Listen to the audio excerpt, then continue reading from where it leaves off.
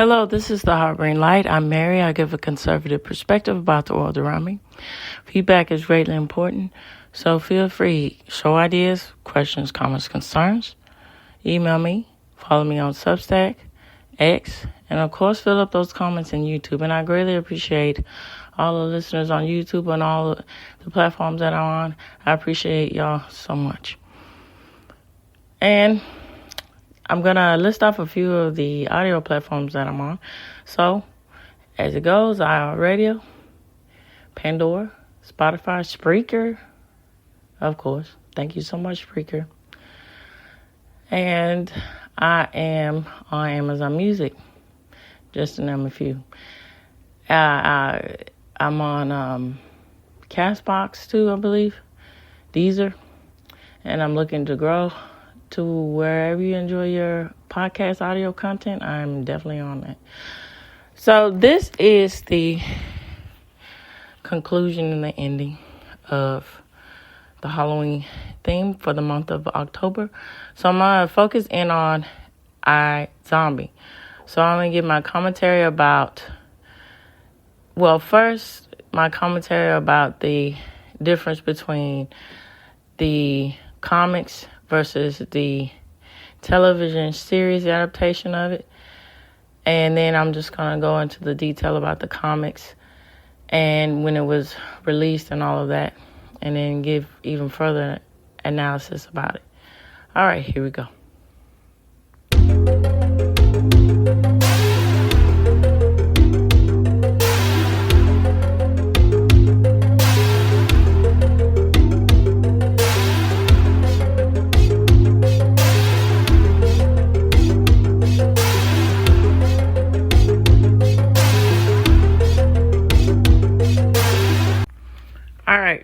Briefly, thoughts. So, iZombie, one of those, comic books are very interesting. So, here's what I mean by this.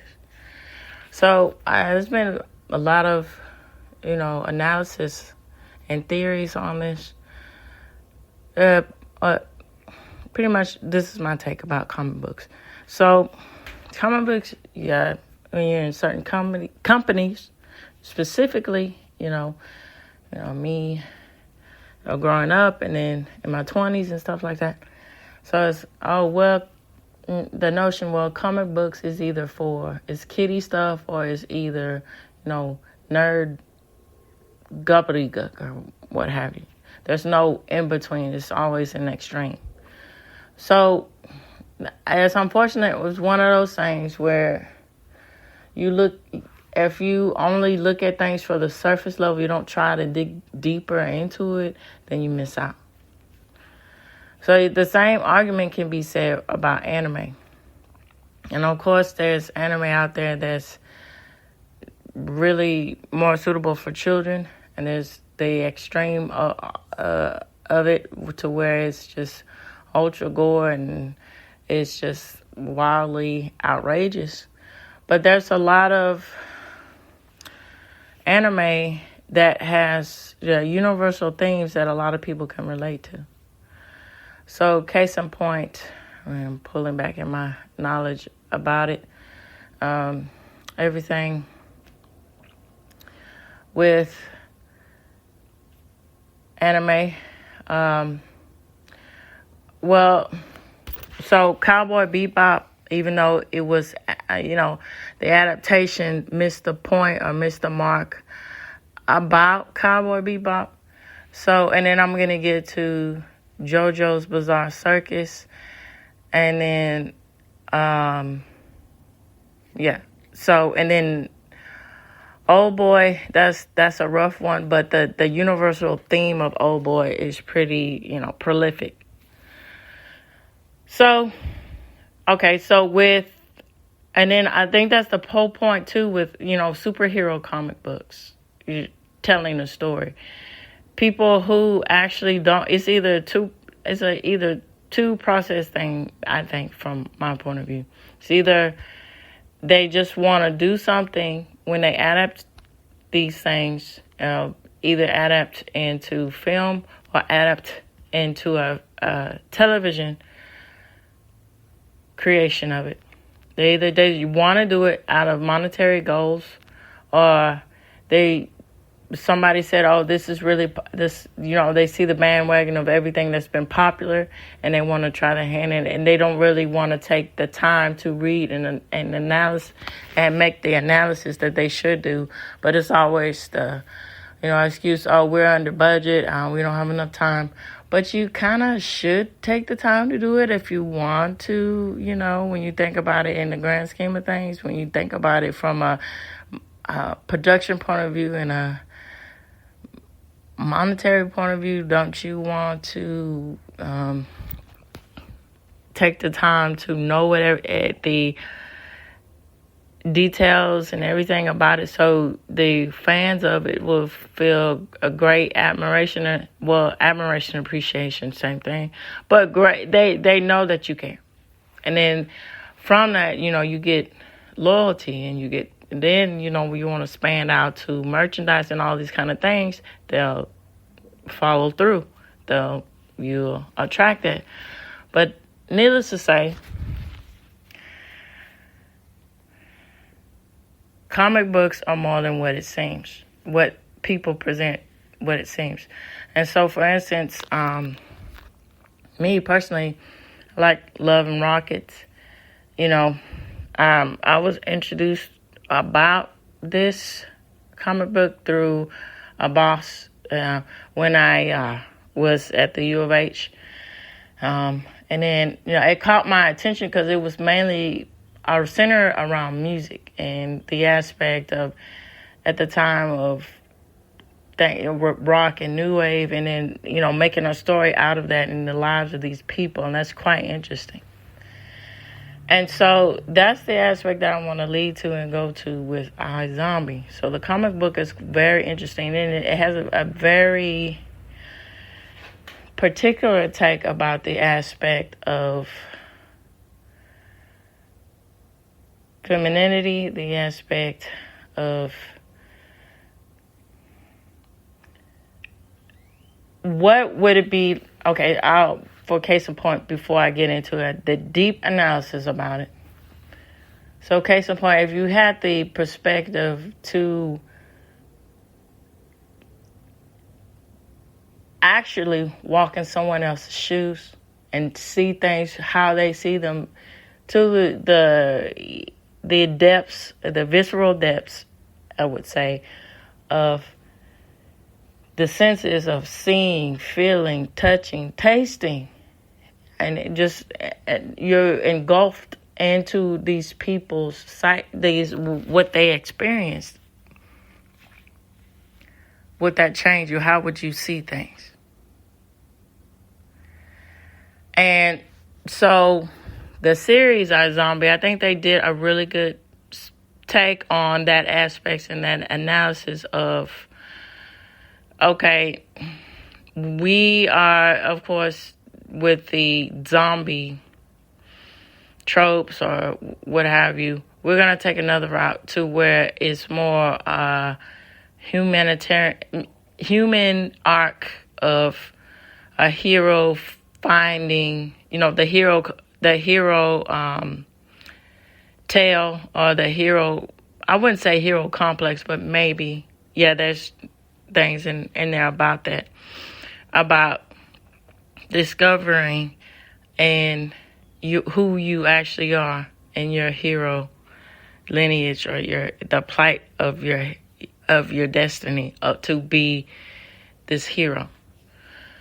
And it also wraps up into the reality, the brutal reality of being a zombie and what that is, what that means, And then also with how they changed everything as far as the characters in the television series versus the comic book is quite interesting too.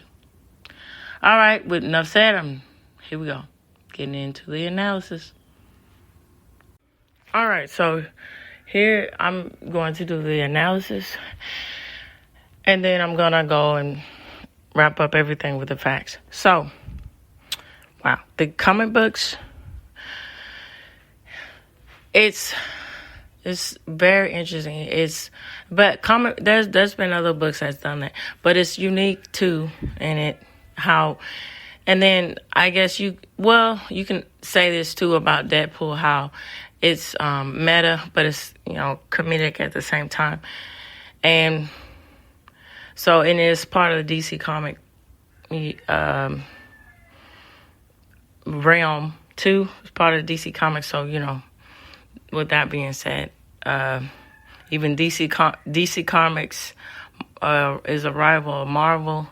But it's one of those weird things too, where I get it with the aspect of this is better or I prefer this, but when you get into the fact of the matter of sometimes there can be beefs where Marvel is better, DC is better, and to the aspect of Star Trek versus Star Wars and stuff like that, Trekkie versus this, it's all good. Just appreciate all the things, the artistic merit for what it is, All right, so my analysis. So I would say that with the television adaptation, they changed a lot of characters, particularly, without me giving everything away. I'm just going to do some deep analysis, not in deep to where I tell everything. So Ellie, for instance, and then her name is changed, I believe, in the iZombie character Gwen it's Gwen in the comic books, but I believe it's some different name in the television series. So her friend is actually in the comic book is a ghost. So it gives I think the reason why they chose to change it in the television series is to make commentary about the aspect of the transition of who Gwen used to be. I'm referring to Gwen from the comic book, who she used to be, and what her life was prior to her becoming a zombie, and then how her family was, and her love life, what all of that was, and that overarching tone of setting up the plight and the character struggle, for the aspect of how being a zombie will change her into the heroic calling that is destined upon her, whether she wants it or not. So when you go into the comic books, it's already established that she's a zombie throughout the intro. And then you get the aspect of her friend Ellie, that she's a ghost. But also, you give the elements of a human condition of emotions that people can really relate to where it's a nice touch to get the reader into the story. So what am I saying? So when Gwen is talking to Ellie, she recalls a memory that Ellie knew about, or was important to her when she was living, and then that made her sad. But she was just, Gwen has that sarcastic humor, or sort of, I don't think, it's one of those comparisons to say, sort of along the lines of, because that was more prevalent, particularly in the 90s, that it'd be very sarcastic and deadpan humor, So, she was just doing that just to break the tension that was going on in the scene. But Gwen also reassured the readers that she's not just an a-hole. She actually has empathy for her friend. She actually understands. And she says she makes it clear that, ghosts in their element, they don't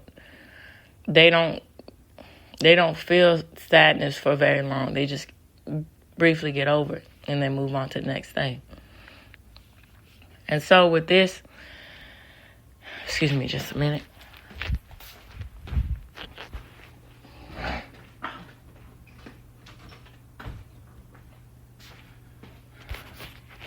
Okay, allergies. It'd be nasty, especially in the fall. Okay, moving on. So, with that said, I think that, too, the Ellie character, per se, the difference between what was depicted in the show and then what is depicted in the comic books makes, or the story plot, quite different in a way. So I'm going to go to the television series and then go back to the comic book. So the Ellie character, the way she is in the television series, of course she's alive, she's a human, but she's very confident and assured, and she knows where she's going and her way of directions of her career and in a way of directions of her femininity. Now that's a stark contrast to where the Gwen character is when she transitions to being a zombie. She's lethargic, she's unkempt, she dresses down. She's not her female, what she once used to be, as far as, classically attractive and very ambitious. That's all to the wayside because her personality is quite different because she's a zombie. And then, so the Ellie character in the television series at first she doesn't know how quite to adjust to this because she's out of her character flaw, her character trait. And so that calls her to action to tell Gwen, the Gwen character in the iZombie television series, that you got to shape up, you got to do something. And that's another call to action for the Gwen character in the series to reevaluate herself and to find to cope with the aspect that she is not who she formerly was. She is of this character. She is of this plight, I guess you want to say, of being a zombie. That's how it's presented in the television series. Now, in the comic book series, it's quite different. So, she already is established to know that she is a zombie. She made peace with it. She understands it. But at the same time, the transition is hard for her as far as doing the sense memories of the people who when zombies do what they do, they eat what they eat. When she eats what they eat out of their brain matter, eat their brain matter, she gets their memories. And that's hard for her. Like, viscerally, you can see it's well descriptive and well written, and you can see it how that just takes a toll on her to where it's hard for her to adjust to it. And so that's another call to action for her to get this sense of urgency that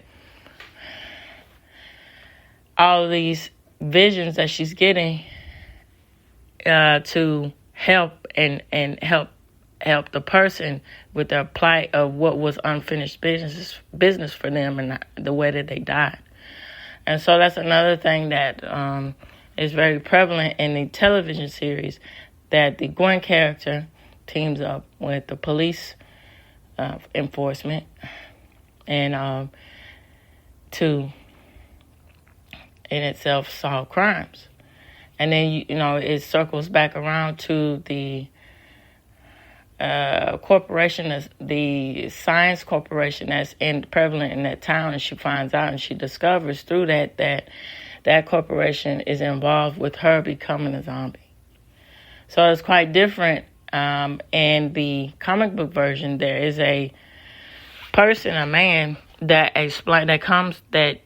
she inadvertently finds when she's trying to figure out what happened to the person who brain matter she ate.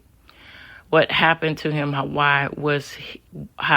with his demise, how that happened, and it led her to find this character, this man, who explains to him, who explains to her that, being a zombie is something that is unique in itself and that you should preserve it. But at the same time, she calls him out for his stuff because he's not all what he seems, because, he's involved in the aspects of the demise of this person that she has the sense memory of, when I read it and from my interpretation of what I'm understanding about it. And so it's quite interesting how it goes in this lineage of all this throughout time of all these. You would say it's an arc of different supernatural levels, explaining the supernatural levels of a host or infection, which is something that is quite scientifically proven to be that can happen, for the aspect of a virus, from that point of view. And it's just that extra layer of explaining that is just a fine touch to say, I would say quite, to get into the real aspect of how that links to how not just, doing a typical trope about the, how explaining it from a scientific point of view, how zombies are, the lure of zombies, how that can come to be, even though that's just, it's just fun, theories, it's not real, zombies aren't real. But to explain it from a scientific, with sort of cell-like, virus-like level is quite nice, because it goes also into the layers to explain the aspect of Scott, the Scott character, which you can say maybe that is the character of in the television series of her ex-fiance. Now, it's quite different in the television series because he is, an investigative journalist from what I understand. And that's, his character development is quite different in the television series versus in the comic book. So Scott, it explains that, and then with his story arc, and then I'm going to go back to Ellie, and then, of course, send her back around to Gwen. So with Scott, and I think this is where I get back to this Deadpool, this meta thing and the humor in it. So, it goes throughout his whole life. It starts out with him as a kid, and his grandfather talks to him about, you will equate this to, the Howdy Doody shows and stuff like that. This is from my point of view. I really like history. I love history. It's just great. So, when and those kiddie shows at the time, HR Puff and stuff like that. But particularly with Howdy Doody, how it would be a live action show and get kids to be very interactive with a cartoon character that is true to life, whether it be Howdy Doody be a ventriloquist dummy, so to speak, or whether it be a puppet, something like that. So, his grandfather is explaining to him why he's a kid, and then when he gets older, he gets into comic books. But back when he's a kid, he says that his grandfather, it goes into this lineage of saying that he had aspirations of being an actor, but he didn't quite make it up to par because of he doesn't have the classic good looks that they were looking for, so he was stuck being this chimp. So he was in the realm of animation cartoon world, that's how he made his bread and butter. That's how he made his living. So his viewpoint about cartoons and animation was that it's just something he had to do as a means to end to have a career, and it's just monetary, like work. Just it's nothing special. It's nothing that's particularly something to be proud of. But without him understanding this, Scott had a great deal and aspiration of his grandfather, and that led to him discovering about comic books. And then it goes on to him, going into high school and then graduating from university, and then saying his father constantly, his grandfather, well, his guardian, that is, constantly reminding him, you need some real direction in your life. You need to grow up. And not understanding why is that's prevalent comic books. Why is this, why don't you go out of this aspect? So I think that's making commentary of how a lot of people on surface level see comic books. People who are particularly fans or attracted to comic books, they're either slackers or they have no real direction in life.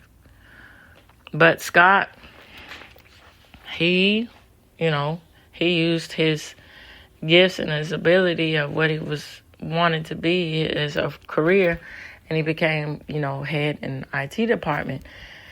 And so, he was going about his life, and then he found this wolf, and then the guy who was explaining everything about the levels of the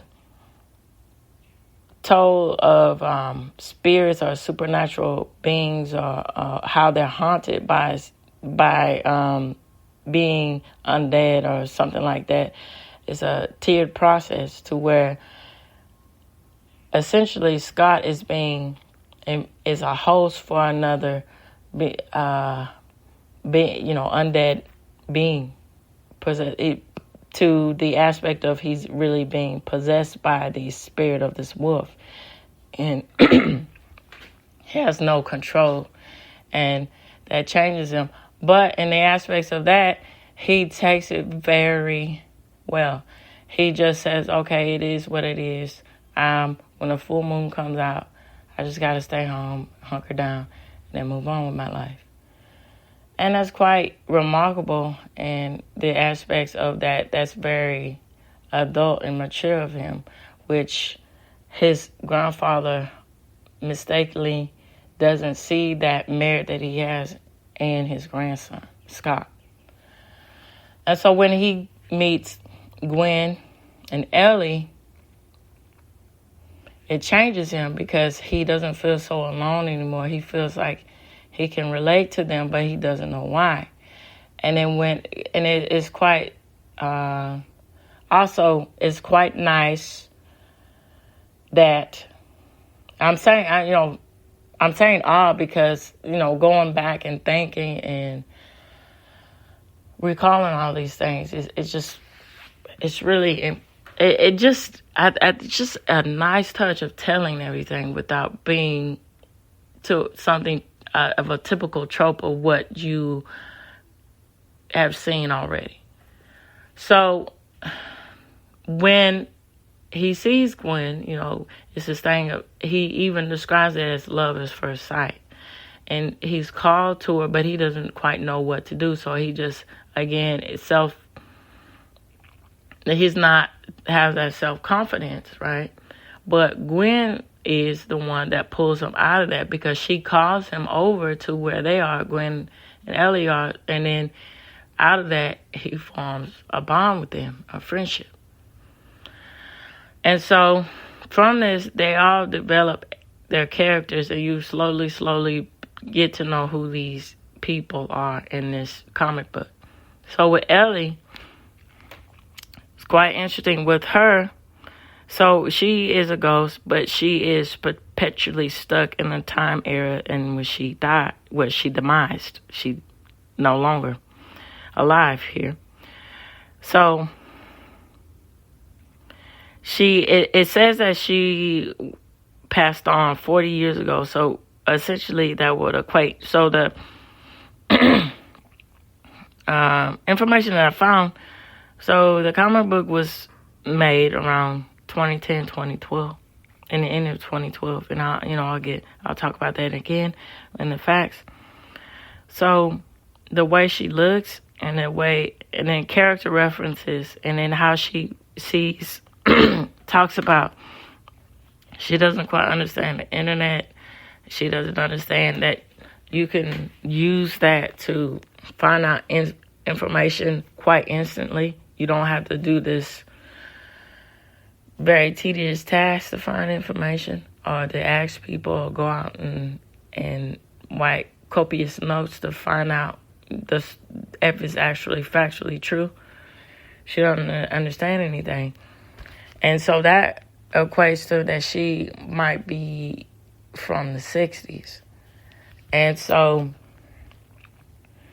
it's also it's quite interesting because, she demised at a very young age, right at the cusp when she was in a aspect of wanting to travel and discover who she is, her youth as a young woman. And so she didn't get to do that, and she didn't get to develop, past and become a real an adult and all that. And so because of that, she has this childlike, innocent wonder, but at the same time, it's hopeful, and that it's not overbearing to where it takes you away from her character development. And so it also, I think, makes commentary about the aspect of, at that time, with the 60s,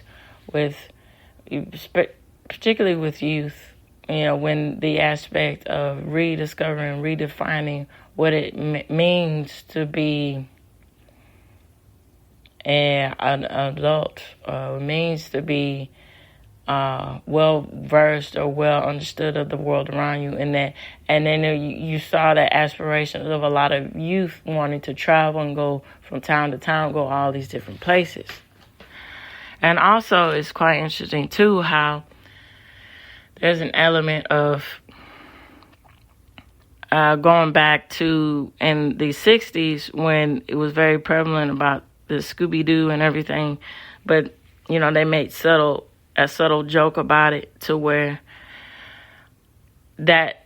or they make a commentary back to the era in which Ellie was young.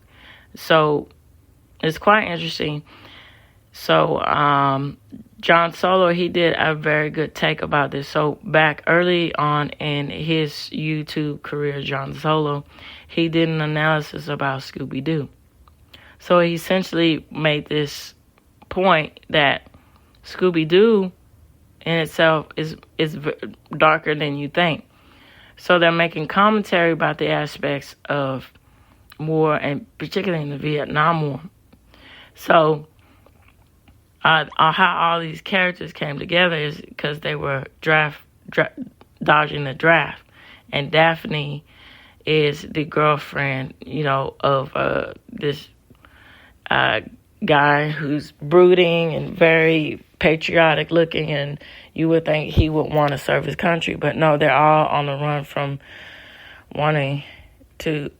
not wanting to escape the draft. And Shaggy is quite the typical aspect of a person who would be a draft dodger, as was quoted.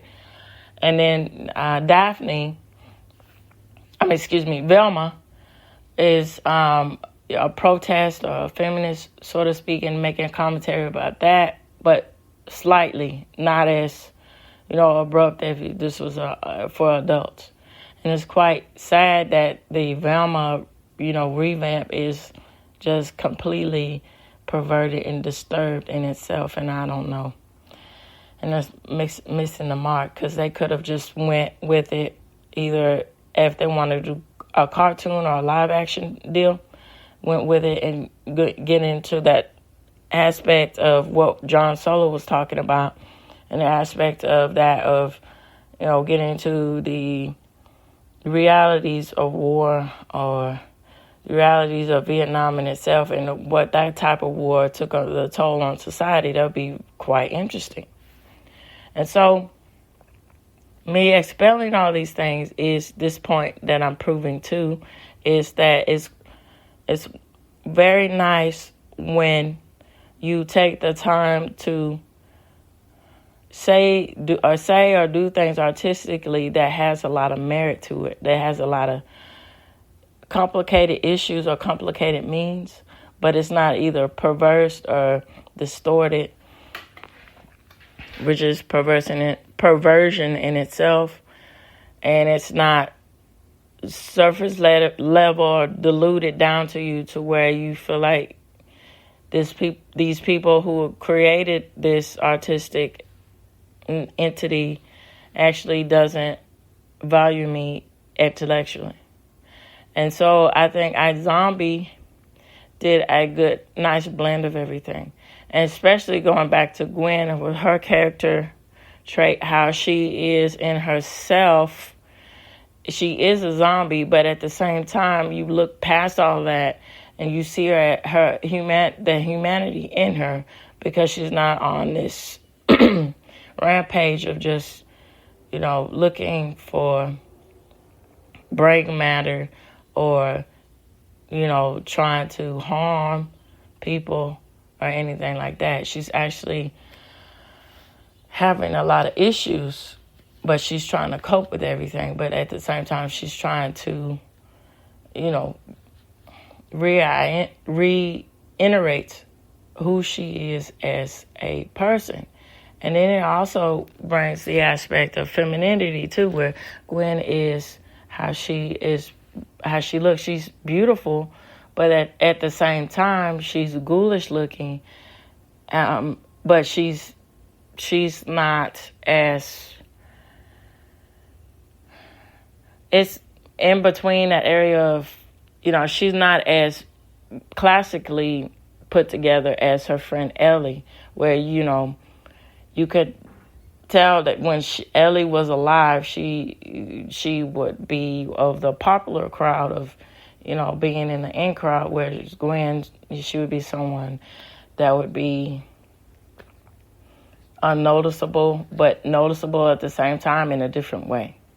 And it's one of those things of making commentary about the aspect of femininity of what is, classically seen as beautiful versus what is an offset, and it redefines the aspect of beauty in itself, But it's not one of those things that bashing your head at, or you have to accept who I am or nothing, which is unfortunate and which is falling toward the wayside now about this whole aspect of fat is beautiful, this aspect of being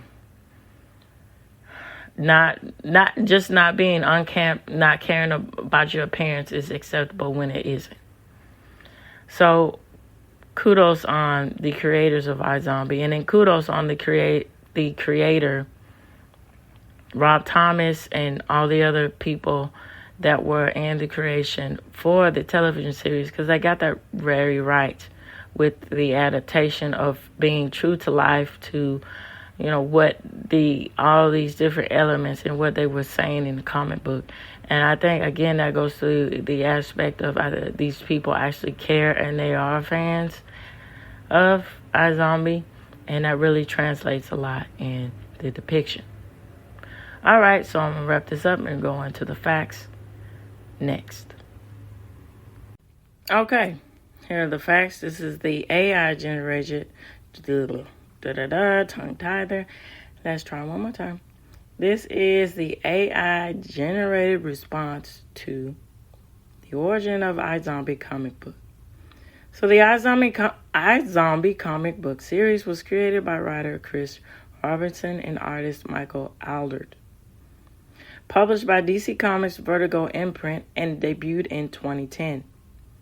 The series follows the life of Gwen Dillon, a zombie who works as a gravedigger in Eugene, Oregon, to be close to her food supply. Now, The supporting characters. Gwen, a former medical resident, becomes a zombie after attending a party that unexpectedly turns into a zombie feeding frenzy. To survive, she must eat brain matter, which grants her temporary memories and abilities. Gwen works and it goes into the aspect about everything. So if you're interested, I would suggest finding, the books, comic books online. I believe there's a free version of it, a PDF version of it, and then, of course, buying it. So, supporting characters, Ellie, she's from the 60s, as I said, who becomes Gwen's friend and confidant. Scott is a Ware Terrier who is Gwen's boyfriend, and, he becomes her husband. Gavin Price, Gwen's brother, and I believe Horatio is the pronunciation of it. So it's a monster hunter, and I'm not going to give everything away about that. And then Vincent Tan and Ash Hook Pato, they're friends and co-workers of Scott. So the source is Amazon.com, is iZombie fandom, and iZombie wiki from fandom, and it gives more, just to name off a few, but it gives some of a concrete source here on this fandom website, iZombie wiki, and I will link this source for you in this episode. So this reaches the end of the Harboring Light. I would like to know questions, comments, concerns, what you think about this episode, what you think about comic books in general, and particularly with the iZombie series. So email me, follow me, make comments on Substack, and of course, fill up those comments on YouTube. It's greatly appreciated. Tune in, turn up, and absolutely take care. Bye-bye.